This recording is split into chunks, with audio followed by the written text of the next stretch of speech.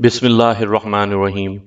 سامعین کرام، آپ سن رہے ہیں داستان امیر حمزہ کی جلد نمبر 6 اور یہ اس سلسلے کی قسط نمبر 31 ہے۔ آپ اگر میرے چینل کہانی گھر پر نئے ہیں اور آپ نے ابھی تک میرا چینل سبسکرائب نہیں کیا تو میرے چینل کو ابھی سبسکرائب کر کے بیل آئیکن پر کلک کر دیں تاکہ آنے والی نئی کہانی کی اطلاع بر وقت آپ تک پہنچ سکے۔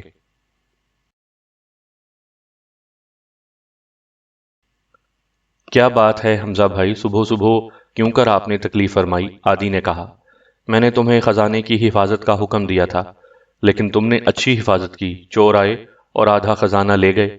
اب تو عادی کے پیروں تلے کی زمین نکل گئی۔ بڑبڑا کر ادھر ادھر دیکھنے لگا، واقعی خزانہ کم ہو گیا تھا۔ سر پیٹ کر کہنے لگا، آپ سچ کہتے ہیں، مگر سوال یہ ہے کہ میں ساری رات جاگتا رہا۔ چور آیا کس وقت؟ اور اتنا وزنی خزانہ اٹھا لے جانا ایک دو آدمیوں کے بس کی بات نہیں ہے۔ یکایک اسے کچھ خیال آیا اور اس نے عمرو کی طرف دیکھ کر کہا، عمرو بھائی، یہ ضرور تمہاری کارستانی ہے، سچ سچ بتا دو کہ خزانہ تم ہی لے گئے ہو۔ اے پہلوان، ذرا منہ سنبھال کر بات کرنا، عمرو نے آنکھیں لال پیلی کر کے کہا۔ کیا ہمیں چور اچکا سمجھا ہے؟ ہم ایسے خزانے پر تھوکتے بھی نہیں۔ بیچارہ عادی پہلوان منہ کھول کر رہ گیا اور کوئی جواب نہ بن پڑا، لیکن امیر حمزہ سمجھ گئے کہ ضرور عمرو کی شرارت ہے۔ ہنس کر کہنے لگے، بھائی عمرو، عادی نے تمہیں چور تو نہیں کہا، تم خواہ مخواہ اس پر ناراض ہو رہے ہو۔ ممکن ہے تمہیں چور کا کچھ پتہ نشان معلوم ہو۔ مجھے معلوم تو ہے، مگر اس شرط پر بتاؤں گا کہ عادی پہلوان 1000 اشرفیاں سونے کی مجھے دے۔ عادی نے اسی وقت 1000 اشرفیاں عمرو کو دیں، پھر اس نے زنبیل میں سے خزانہ نکال کر اس کے حوالے کیا۔ یہ دیکھ کر عادی بڑبڑانے لگا، اسے کہتے ہیں چوری اور سینہ زوری۔ ایک تو مال چرایا اور اوپر سے 1000 اشرفیاں بھی اینٹھ لیں۔ ادھر تو یہ قصہ ہو رہا تھا اور ادھر بہمن سیدھا اپنے ملک کوہستان پہنچا۔ زوپین اور بیزن کوہ قطور پر گئے، جہاں پرانے وقتوں کا ایک قلعہ بنا ہوا تھا جسے تنگ حصار کہتے تھے۔ اس قلعے پر ملکہ تور بانو کی حکومت تھی۔ تور بانو نے زوپین اور اس کے بھائی کو اپنے قلعے میں پناہ دی اور کہا کہ یہاں اطمینان سے رہیں اور کوئی خوف نہ کریں۔ ایک دن شہزادہ کباد شہریار شکار کھیلنے کے لیے جنگل میں نکلا اور راستہ بھول کر ملک کوہستان کی جانب جا نکلا۔ وہاں اتفاق سے بہمن کا دوسرا لڑکا بھی شکار کھیلنے آیا ہوا تھا۔ اس کا نام اژدہا تھا۔ اس نے کباد شہریار کو دیکھا اور کہا، اے نوجوان، تو کون ہے اور ادھر کس ارادے سے آیا ہے؟ تجھے معلوم نہیں کہ اس جنگل پر ہمارا قبضہ ہے؟ کباد شہریار نے کہا، میرا نام کباد ہے اور میں امیر حمزہ کا بیٹا ہوں۔ تیری کیا مجال کہ مجھے اس جنگل میں شکار کھیلنے سے روکے؟ یہ سن کر اژدہا بن بہمن کو طیش آیا اور کباد پر حملہ کرنے کے ارادے سے آگے بڑھا، مگر کباد نے مارے تمانچوں کے اس کا منہ لال کر دیا۔ آخر وہ بھاگ اٹھا اور اپنے باپ بہمن کے پاس جا کر ڈینگے مارنے لگا کہ امیر حمزہ کا بیٹا کباد آج ہمارے علاقے میں آیا تھا، میں نے مار مار کر اسے بھگا دیا۔ یہ سن کر بہمن خوش ہوا اور بیٹے کو شاباش دی۔ اس کے دربار میں ایک شخص ایسا تھا جو امیر حمزہ کو پسند کرتا تھا اور بہمن کی غداری سے خوب واقف تھا۔ اس نے جب سنا کہ اژدہا نے شہزادہ کباد شہریار کو مارا ہے تو اسے بڑا رنج ہوا اور اس نے یہ خبر امیر حمزہ تک پہنچائی۔ انہیں بھی بے حد صدمہ ہوا اور دل ہی دل میں بیٹے سے رنجیدہ ہو گئے۔ کئی روز بعد شہزادہ کباد ان کو سلام کرنے کے لیے آیا تو امیر حمزہ نے منہ پھیر لیا اور کہنے لگے، آئندہ مجھے اپنی شکل نہ دکھانا، میں ایک بزدل بیٹے کا باپ نہیں کہلانا چاہتا۔ اژدہا نے تمہیں مارا اور تم چپ چاپ مار کھا کر چلے آئے، دور ہو جاؤ میری نظروں سے۔ شہزادہ کباد نے یہ سنا تو سخت پریشان ہوا، صدمے اور خوف سے چہرہ زرد ہو گیا۔ عادی پہلوان نے اس کا ہاتھ پکڑا اور وہاں سے ہٹا کر دور لے گیا، لیکن شہزادے کا حال برا تھا، آنکھوں سے بے اختیار آنسو روا تھے۔ اسی حالت میں وہ اپنے خیمے میں گیا اور خنجر نکال کر اپنے کلیجے میں گھونپنا چاہتا تھا کہ اچانک عمرو عیار خیمے میں داخل ہوا۔ اس نے لپک کر خنجر شہزادے کے ہاتھ سے چھین لیا۔ مجھے مر جانے دیجئے چچا جان، شہزادے نے روتے ہوئے کہا، آج ابا جان نے مجھے بزدل کہا ہے اور بزدل کو مر ہی جانا چاہیے۔ اے شہزادے، بزدلی وہ نہ تھی بلکہ یہ ہے کہ تم اپنے ہاتھوں سے ہی اپنی جان لینے کے در پہ ہو۔ مجھے بتاؤ کہ ماجرا کیا ہے؟ غرض جب کباد شہریار کو عمرو نے خوب تسلی دی تو اس نے سارا واقعہ سنایا۔ عمرو نے کہا، اتنی سی بات ہے، اس میں غم کھانے کی کیا ضرورت تھی؟ تم اگر بہادر ہو تو ابھی جاؤ اور بہمن کے لڑکے کا سر کاٹ لاؤ، پھر دیکھوں تمہیں کون بزدل کہتا ہے۔ شہزادہ کباد شہریار یہ سن کر اٹھا، بدن پر ہتھیار باندھے اور گھوڑے پر سوار ہو کر کوہستان کی جانب چلا۔ بہمن اپنا دربار سجائے بیٹھا تھا، ناگہاں باہر شور و غل سنائی دیا۔ پھر ایک پہرے دار خون میں نہایا ہوا اندر آیا اور فریاد کی، علی جا، ایک نوجوان دربار میں زبردستی آنا چاہتا ہے۔ ہم نے روکا تو تلوار نکال کر لڑنے لگا۔ بہمن یہ سن کر حیران ہوا اور کہنے لگا، اگر کسی کی موت اسے ہمارے پاس کھینچ لائی ہے تو روکتے کیوں ہو؟ آنے دو۔ اتنے میں کباد شہریار ہاتھ میں ننگی تلوار لیے دربار میں داخل ہوا۔ بہمن نے غضب ناک ہو کر کہا، اے بدبخت، تو کون ہے اور کس ارادے سے آیا ہے؟ میرا نام کباد شہریار ہے اور میں امیر حمزہ کا بیٹا ہوں۔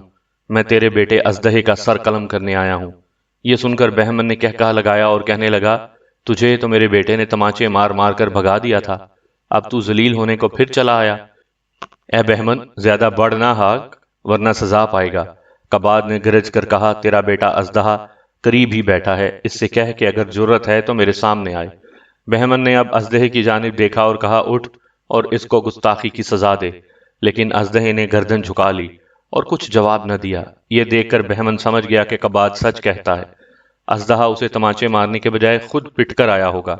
تب وہ اور طیش میں آیا اور کرسی سے اٹھ کر اس زور کی لات اژدہا کی پیٹھ پر ماری کہ وہ لڑکھنیاں کھاتا ہوا کباد کے قدموں میں جا گرا۔ بہمن نے للکار کر بیٹے سے کہا، اگر تو اسی وقت کباد سے دو دو ہاتھ کرنے کا فیصلہ نہ کرے گا تو میں خود تجھے اپنے ہاتھ سے قتل کر دوں گا۔ ایسے جھوٹے اور بزدل بیٹے کا باپ کہلانا مجھے پسند نہیں۔ اژدہا بن بہمن نے یہ بات سنی تو لاچار اور مجبور ہو کر نیام سے تلوار کھینچی اور جان پر کھیل کر مقابلے کے لیے تیار ہوا، لیکن خوف سے اس کا ہاتھ کانپ رہا تھا اور حملہ کرنے کا حوصلہ نہ ہوتا تھا۔ یہ دیکھ کر کباد نے کہا، افسوس کہ مجھے کسی بزدل سے لڑنا پڑا ہے۔ اژدہا نے بل کھا کر تلوار کا ہاتھ مارا۔ کباد نے ڈھال پر روکا، پھر آگے بڑھ کر اژدہا کی کلائی پکڑی اور اس زور سے بل دیا کہ اژدہا کے حلق سے چیخ نکلی اور تلوار اس کے ہاتھ سے چھوٹ کر گر گئی۔ پھر کباد نے ایک ہی وار میں اس کا سر قلم کیا اور بال پکڑ کر گردن اٹھا لی۔ پھر اس نے ایک زبردست نعرہ لگایا اور بہمن سے کہا، اے بہمن، دیکھ میں تیرے بیٹے کا سر کاٹ کر لیے جاتا ہوں۔ اگر تجھے بھی بہادری کا دعویٰ ہے تو آن کر یہ سر چھین لے۔ یہ سن کر بہمن خوف سے تھرا گیا اور اسے حرکت کرنے کی جرت نہ ہوئی۔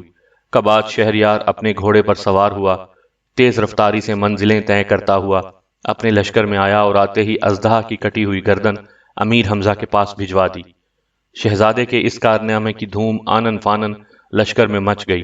آدی پہلوان، بہرام، لندھور، شہپال ہندی کے بیٹے، سلطان بخت مغربی، مقبل وفادار اور عمرو عیار سبھی مبارکباد دینے آئے۔ پھر انہوں نے امیر حمزہ کو کباد کی دلیری کا سارا واقعہ سنایا۔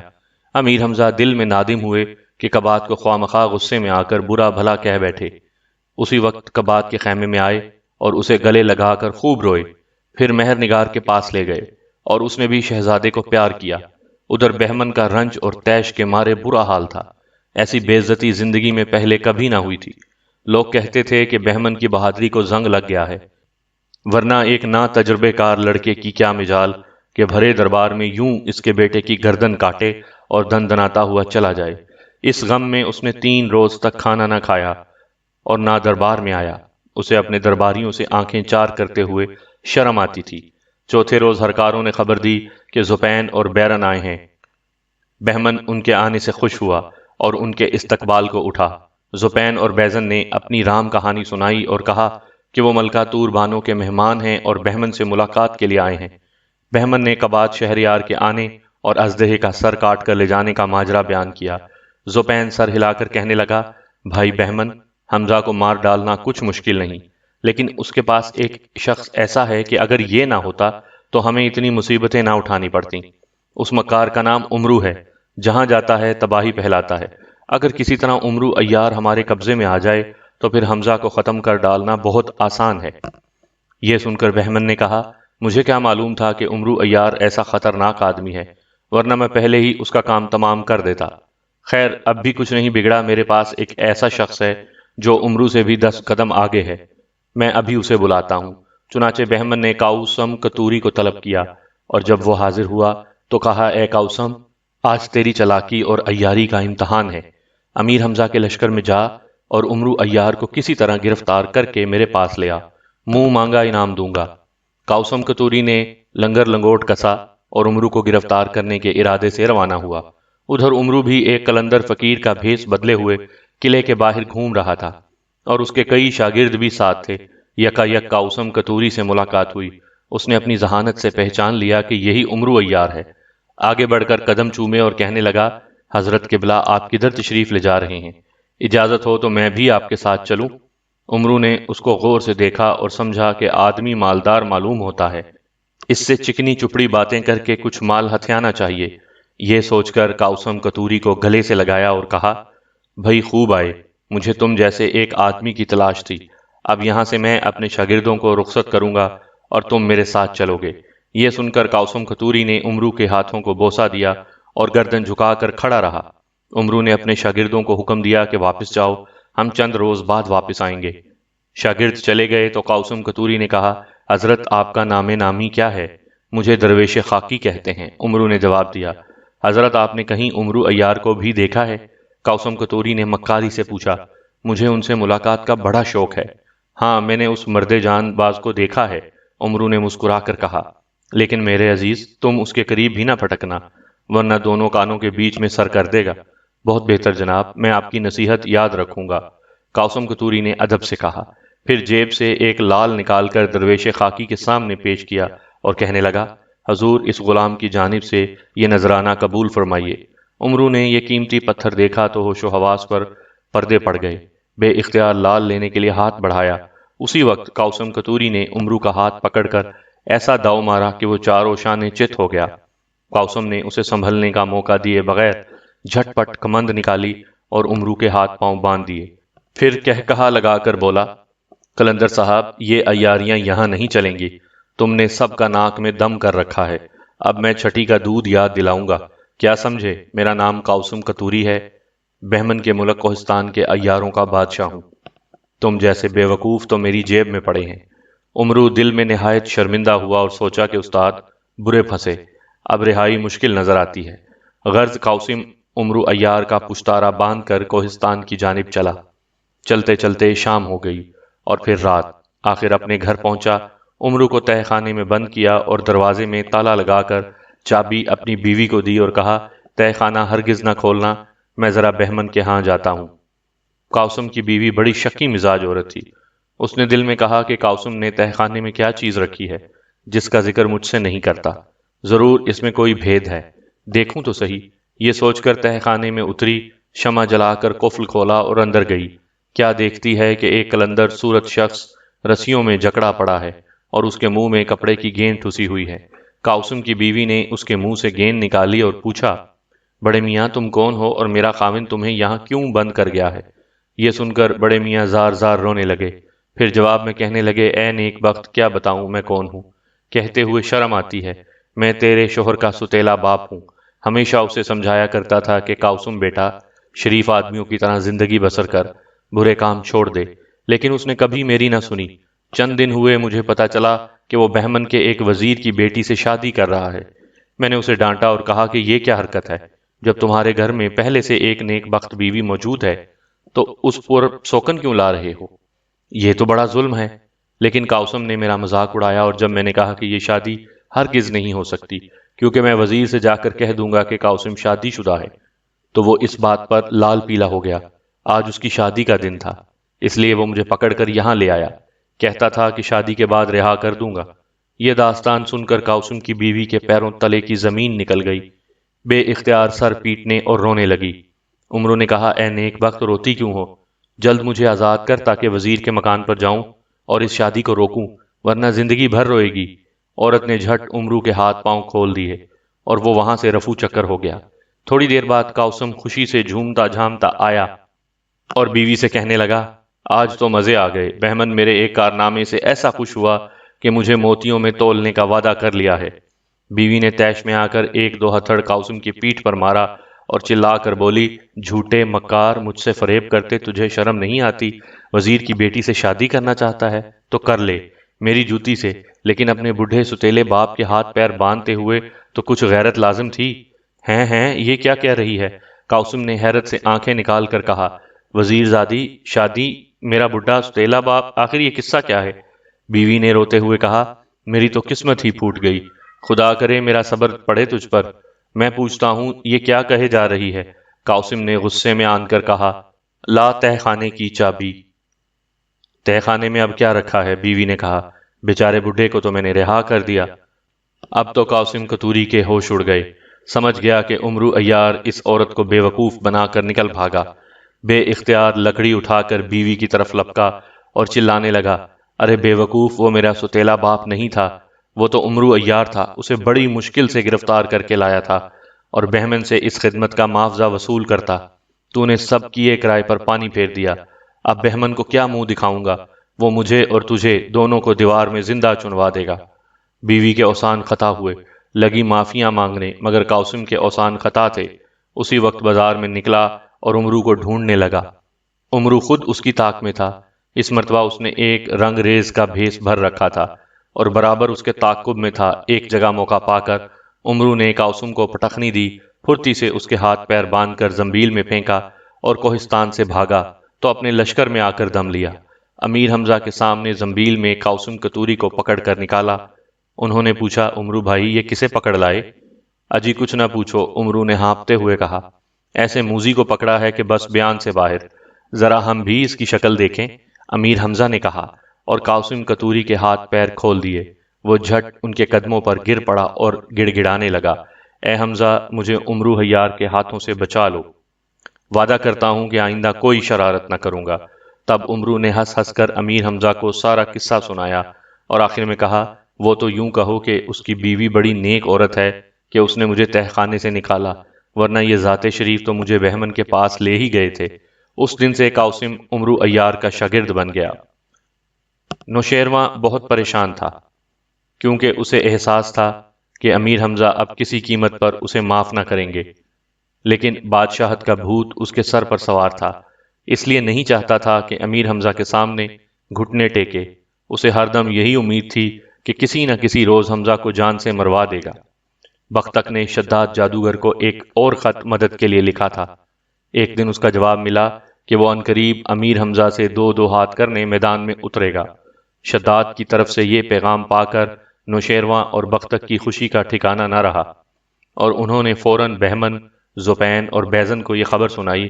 خواجہ بزرج مہر ان کی باتیں سن سن کر دل میں ہنستے اور کہتے تھے کہ جس شخص کے سر پر خدا کا سایہ ہو، اس کا کون بال بیکا کر سکتا ہے۔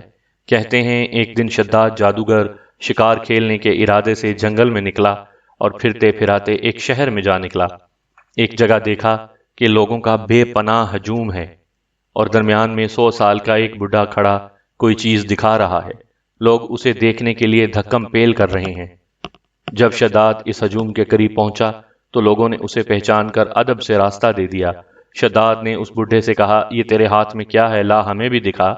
جہاں پناہ، یہ ایک تصویر ہے، بوڑھے نے جواب دیا، اور وہ تصویر شداد کو تھما دی۔ شداد نے ایک نظر تصویر کو دیکھا اور سارا جادو بھول گیا۔ ایسی خوبصورت شہزادی اس نے زندگی میں پہلے کبھی نہ دیکھی تھی۔ دیر تک تصویر کو دیکھتا رہا، پھر بوڑھے سے کہنے لگا، ہم نے اپنے علم کے زور سے معلوم کیا ہے کہ یہ شہزادی اطہر زنگی کی بیٹی ہے۔ بے شک جہاں پناہ صحیح فرماتے ہیں، کیا یہ تصویر ہمارے پاس بیچو گے؟ جہاں پناہ مالک ہیں، بوڑھے نے گردن جھکا کر کہا۔ یہ سن کر شداد نے تصویر جیب میں رکھی اور 1000 اشرفیاں بوڑھے کے دامن میں پھینک کر وہاں سے روانہ ہوا۔ سامعین کرام، آپ یہ کہانی میرے چینل کہانی گھر پر سن رہے ہیں، اور آپ نے اگر ابھی تک میرا چینل سبسکرائب نہیں کیا تو ابھی میرے چینل کو سبسکرائب کر کے بیل آئیکن پر کلک کر دیں تاکہ آنے والی نئی کہانی کی اطلاع بر وقت آپ تک پہنچ سکے۔ شداد جادوگر اپنے دارالسلطنت میں آیا اور 1,00,000 حبشی غلاموں کا لشکر لے کر ملک کے زنگے بار کی طرف چل پڑا۔ اطہر زنگی کو مخبروں نے خبر دی کہ غضب ہو گیا۔ ملک کاشمیر کا بادشاہ شداد جادوگر ایک عظیم فوج لے کر لڑائی کے ارادے سے آتا ہے۔ اطہر زنگی بھی بہت بڑا جادوگر تھا۔ اس نے اطمینان سے کہا، شداد آتا ہے تو آنے دو، اگر وہ کسی بری نیت سے آیا ہے تو ہم اس کا توڑ جانتے ہیں۔ یہ کہہ کر اس نے اپنی فوج کو تیار رہنے کا حکم دیا۔ شداد آندھی کی طرح آیا اور شہر پناہ سے باہر ڈیرے ڈال دیے۔ پھر اس نے اطہر زنگی کو پیغام بھجوایا کہ اپنی بیٹی کی شادی مجھ سے کر دے، ورنہ شہر کی اینٹ سے اینٹ بجا دوں گا۔ اطہر زنگی جواب میں خود شداد سے ملنے آیا اور کہا، اتنی سی بات کے لیے اتنا بڑا لشکر لانے کی ضرورت نہ تھی، مجھے 1 روز کی مہلت دو، اس کے بعد جواب دوں گا۔ اب اطہر زنگی اپنے محل میں واپس آیا تو اس کا اطمینان رخصت ہو چکا تھا۔ دراصل وہ اپنے علم کے زور سے جان چکا تھا کہ شداد سے مقابلہ کرنا درست نہ ہوگا۔ آخر سوچ سوچ کر اس نے اپنے بھتیجے قاموس زنگی کو بلایا اور کہا، میں اپنی پھول سی بیٹی کی شادی شداد جیسے شخص سے ہرگز نہ کروں گا، اسے ٹالنے کی کوئی تدبیر سوچو۔ بادشاہ سلامت، یہ کون سی بڑی بات ہے؟ قاموس نے کہا، شداد سے کہیے کہ عرب کے شہر مکے کو فتح کر کے اپنی سلطنت میں شامل کرے تو ہم شہزادی کی شادی اس سے کر دیں گے۔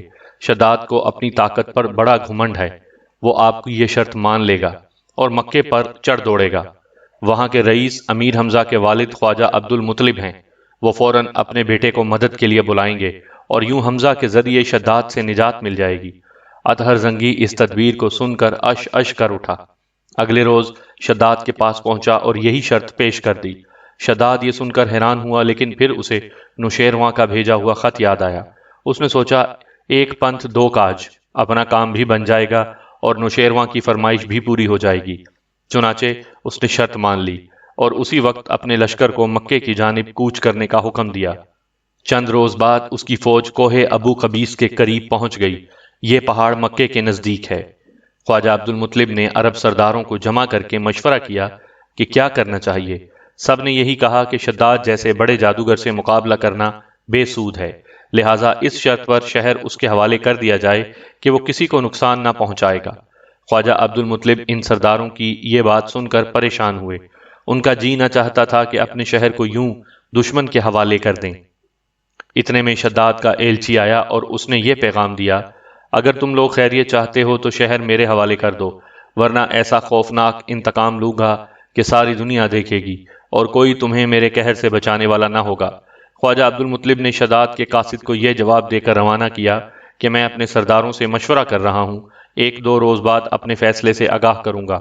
اب خواجہ عبد المطلب نے امیر حمزہ کے نام خط لکھا کہ اسے عزیز فرزند جلدی ہماری خبر لو، شداد جادوگر نے شہر پر چڑھائی کی ہے، میں نے اس سے ایک دو روز کی مہلت مانگی ہے۔ یہ خط لکھ کر انہوں نے عمرو عیار کے باپ امیہ کو بلایا اور کہا، اسے فوراً امیر حمزہ کے پاس پہنچاؤ۔ امیہ روانہ ہوا اور تیز رفتاری سے منزلوں پر منزلیں طے کرتا ہوا آخر اس مقام پر پہنچا جہاں امیر حمزہ کے لشکر نے خیمے لگا رکھے تھے۔ اس نے خواجہ عبد المطلب کا خط امیر حمزہ کو پیش کیا۔ امیر حمزہ نے خط پڑھا اور اسی وقت لشکر کو مکے کی جانب کوچ کرنے کا حکم دیا۔ ادھر شداد ایک ایک گھڑی بے تابی سے گن رہا تھا۔ جب 2 روز کی مدت پوری ہو گئی تو اس نے پھر اپنے قاصد کو خواجہ عبد المطلب کے پاس بھیجا اور کہلوایا کہ آپ نے جو مہلت سوچنے کے لیے طلب کی تھی وہ پوری ہو چکی۔ اب شہر میرے حوالے کر دو، ورنہ 1000 ہاتھی لے کر آؤں گا اور سب کو تہس نہس کر دوں گا۔ خواجہ عبد المطلب نے قاصد سے کہا کہ جا اور جا کر شداد سے کہہ دے کہ جو تیرے جی میں آئے کر، ہم کسی قیمت پر شہر تیرے حوالے نہ کریں گے۔ قاصد نے یہی الفاظ شداد سے کہے۔ وہ طیش میں آیا اور 1000 ہاتھی 1,00,000 حبشی غلام لے کر شہر پر حملہ آور ہوا۔ ادھر خواجہ عبد المطلب سجدے میں گرے پڑے تھے اور خدا سے دعا کی کہ اس موذی کے حملے سے تو ہی بچانے والا ہے۔ شداد کے ہاتھی جب شہر کے بالکل قریب آئے تو سب کے سب سجدے میں گر گئے اور 1000 کوشش کے باوجود نہ اٹھے۔ یہ دیکھ کر شداد غضبناک ہوا اور غلاموں کو حکم دیا کہ اگر ہاتھی اپنا سر نہ اٹھائیں تو ان کی سونڈیں کاٹ ڈالو۔ غلاموں نے آنن فانن تلواروں سے ہاتھیوں کی سونڈیں اڑا دیں۔ اتنے میں مشرق کی جانب سے گرد و غبار کی ایک عظیم آندھی اٹھی۔ ہرکاروں نے شداد کو خبر دی کہ ایک بہت بڑا لشکر ادھر آ رہا ہے۔ شداد یہ سن کر حیران ہوا اور اسی وقت اپنے جادو کے ذریعے معلوم کیا کہ یہ لشکر امیر حمزہ کا ہے۔ شداد کا کلیجہ بیٹھنے لگا۔ وہ خوب جانتا تھا کہ امیر حمزہ کے مقابلے میں نہ تو اس کی طاقت کام آ سکتی ہے نہ جادو۔ اس نے بھاگنے کا ارادہ کیا، مگر امیر حمزہ کی فوج نے چاروں طرف سے اس کے لشکر کو گھیر لیا اور خون ریز جنگ شروع ہوئی۔ حبشی غلام کٹ کٹ کر گرنے لگے، ہر طرف خون کی ندیاں بہہ نکلیں اور لاشوں کے انبار لگ گئے۔ شداد جان بچانے کے لیے ادھر ادھر چھپنے کی کوشش کرتا رہا، مگر عمرو عیار اسے بھیڑ بکری کی طرح ہانکتا ہوا امیر حمزہ کے سامنے لے ہی آیا۔ اب مجبور ہو کر شداد نے اپنی تلوار میان سے نکالی اور زوردار حملہ کیا۔ امیر حمزہ نے بھی جواب میں حملہ کیا۔ دونوں میں دیر تک تلوار چلتی رہی۔ آخر شداد ہانپنے لگا، اس نے تلوار پھینک دی۔ تب امیر حمزہ نے چاہا کہ اس کا خاتمہ کریں کہ اس نے پکار کر کہا، میں امان چاہتا ہوں، مجھے آپ کی اطاعت قبول ہے۔ یہ سن کر امیر حمزہ نے ہاتھ روک لیا اور کہا، اگر تو امان طلب نہ کرتا تو ابھی تیری لاش پھڑکتی نظر آتی۔ جا ہم نے تجھے معاف کیا لیکن غداری کی تو سزا پائے گا۔ شداد نے کچھ جواب نہ دیا اور اپنے بچے کچھ غلاموں کو لے کر کاشمیر واپس چلا گیا۔ ادھر امیر حمزہ اپنے شہر میں فاتحانہ داخل ہوئے۔ خواجہ عبد المطلب اور مکے کے دوسرے سرداروں نے ان کا استقبال کیا۔ عبد المطلب نے بہادر بیٹے کو گلے سے لگایا اور عمرو نے آگے بڑھ کر ان کی قدم بوسی کی۔ اب ان لوگوں کو یہیں چھوڑ کر ہم شداد جادوگر کے بارے میں کچھ بتاتے ہیں۔ امیر حمزہ سے شکست کھا کر اسے بے حد صدمہ پہنچا تھا اور اس شکست کی وجہ وہ نوشیروان کو قرار دیتا تھا۔ نوشیروان اگر اسے خط نہ بھیجتا تو شداد کبھی ان سے لڑنے کا خیال دل میں نہ لاتا۔ اس کے بعد اسے اطہر زنگی پر تاؤ آیا۔ اگر وہ مکہ فتح کرنے کی شرط نہ لگاتا تو اس کی رسوائی نہ ہوتی۔ وہ سوچنے لگا کہ نوشیروان اور اطہر زنگی دونوں سے انتقام لوں گا۔ ایک دن چند آدمی خبر لائے کہ نوشیروان بادشاہ شکار کھیلنے نکلا ہے۔ شداد نے فوراً ایک طلسم پڑھا۔ اسی وقت دو ہیبت ناک دیو نمودار ہوئے۔ شداد نے انہیں حکم دیا کہ وہ نوشیروان کو اٹھا کر لائیں۔ حکم کی دیر تھی کہ دیووں نے نوشیروان کو شداد کے سامنے لا کھڑا کیا اور غائب ہو گئے۔ نوشیروان حیران پریشان ہو کر ادھر ادھر دیکھتا تھا کہ یہ کون لوگ ہیں اور میں کہاں آ گیا ہوں۔ آخر اس نے شداد کی طرف دیکھ کر کہا، تم کون ہو اور مجھے یہاں کیوں لایا گیا ہے؟ شداد نے ایسا ڈراؤنا کہکا لگایا کہ نوشیروان کا خون خشک ہو گیا اور ہونٹ کانپنے لگے۔ اس نے کچھ کہنا چاہا مگر الفاظ حلق میں اٹک کر رہ گئے۔ آخر شداد نے کہا، اے نوشیروان سن، میرا نام شداد ہے، تیری وجہ سے مجھے شکست کا منہ دیکھنا پڑا ہے۔ اب میں تجھے زندہ نہ چھوڑوں گا، ہاں ایک شرط پر چھوڑ سکتا ہوں۔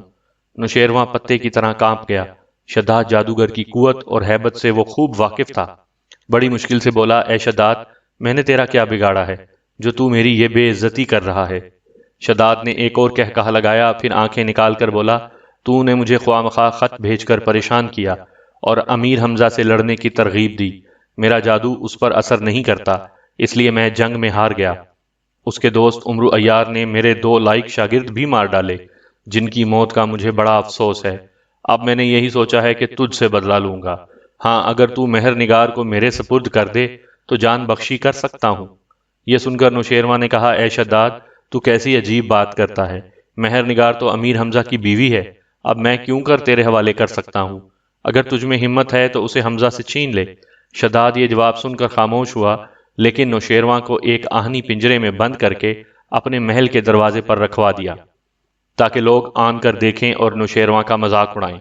نوشیروان اس ذلت پر 8 آنسو روتا اور کہتا کہ یہ سب میری غلطیوں کا نتیجہ ہے، لیکن اب پچھتائے کیا ہوت جب چڑیاں چگ گئیں کھیت۔ امیر حمزہ کے ساتھ غداری نہ کرتا تو ایسی حالت کو کیوں پہنچتا۔ نوشیروان جب کئی دن واپس نہ آیا تو خواجہ بزرج مہر فکر مند ہوئے کہ بادشاہ شکار کھیلنے گیا تھا اور اب تک لوٹ کر نہ آیا۔ اس نے علم نجوم سے پتہ چلایا کہ نوشیروان کو شداد جادوگر کے آدمی پکڑ کر لے گئے ہیں اور اب وہ ایک پنجرے میں بند شداد کے محل کے دروازے پر پڑا ہے۔ نوشیروان کی یہ حالت معلوم کر کے خواجہ بزرج مہر کو بے حد رنج ہوا۔ پھر حساب لگایا تو معلوم ہوا کہ روئے زمین پر سوائے امیر حمزہ کے کوئی شخص نوشیروان کو شداد کے پنجرے سے چھڑا نہیں سکتا۔ لیکن نوشیروان کو امیر حمزہ کیوں چھڑاتے؟ نوشیروان نے بھلا ان کے ساتھ کون سی نیکیاں کی تھیں؟ یہ تمام باتیں سوچ کر خواجہ بزرج مہر اور زیادہ فکر مند ہوا۔ آخر اس نے ایک رکھا امیر حمزہ کے نام مکے بھجوایا، جس میں تمام واقعہ تفصیل سے لکھا تھا، اور درخواست کی تھی کہ نوشیروان کی تمام غداریاں بھول کر اسے شداد کی قید سے آزاد کروائیے۔ امیر حمزہ نے نہایت احترام سے خواجہ بزرج مہر کا خط پڑھا، پھر دوستوں کو صلاح مشورے کے لیے بلایا۔ عمرو ناک بھون چڑھا کر بولا، خواجہ بزرج مہر کو لکھ دیجئے کہ بڑے میاں اپنے کام سے کام رکھیے، نوشیروان شداد کی قید میں ہے تو ہم کیا کریں؟ جو جیسا بوئے گا ویسا کاٹے گا۔ آدی پہلوان نے اپنی تون پر ہاتھ پھیرتے ہوئے کہا، حمزہ بھائی میری رائے میں تو لعنت بھیجو نوشیروان پر، وہ ہے ہی اسی قابل کے پنجرے میں بند کیا جائے۔ شداد نے جو کیا اچھا کیا، اب بادشاہ سلامت کو دن میں تارے دکھائی دے رہے ہوں گے۔ غرض سب نے یہی رائے دی کہ اس معاملے میں پڑنا ٹھیک نہیں۔ بزرج مہر کو صاف جواب دے دینا چاہیے کہ ہم شداد کے کام میں دخل نہ دیں گے۔ وہ جب ہماری اطاعت قبول کر کے گیا ہے تو گویا اس کا کام ہماری جانب ہی سے سمجھا جائے گا۔ امیر حمزہ خاموشی سے سب کی باتیں سنتے رہے، پھر مسکرا کر کہنے لگے، صاحبو میں نے سب کچھ سنا، اس میں شک نہیں کہ نوشیروان نے ہمارے ساتھ زیادتیاں کی ہیں، لیکن اگر ہم بھی اس کے ساتھ زیادتی کریں تو ہم میں اور اس میں کیا فرق رہے گا؟ ہمارا کام نیکی کرنا ہے، میں ضرور نوشیروان کو شداد کی قید سے آزاد کرواؤں گا۔ امیر حمزہ کی یہ بات سن کر سب قائل ہو گئے۔ امیر نے اسی وقت خواجہ بزرج مہر کے پاس جواب بھیجا کہ آپ مطمئن رہیے، میں عنقریب ملک کاشمیر کو جاتا ہوں اور نوشیروان کو رہا کرانے کی تدبیر کرتا ہوں۔ سامعین کرام، آپ سن رہے تھے داستان امیر حمزہ کی جلد نمبر 6، اور یہ اس سلسلے کی قسط نمبر 31 تھی۔ آپ کو اگر میری کہانی پسند آئی اور آپ نے ابھی تک میرا چینل سبسکرائب نہیں کیا تو میرے چینل کو ابھی سبسکرائب کر کے بیل آئیکن پر بھی کلک کر دیں تاکہ آنے والی نئی کہانی کی اطلاع بر وقت آپ تک پہنچ سکے۔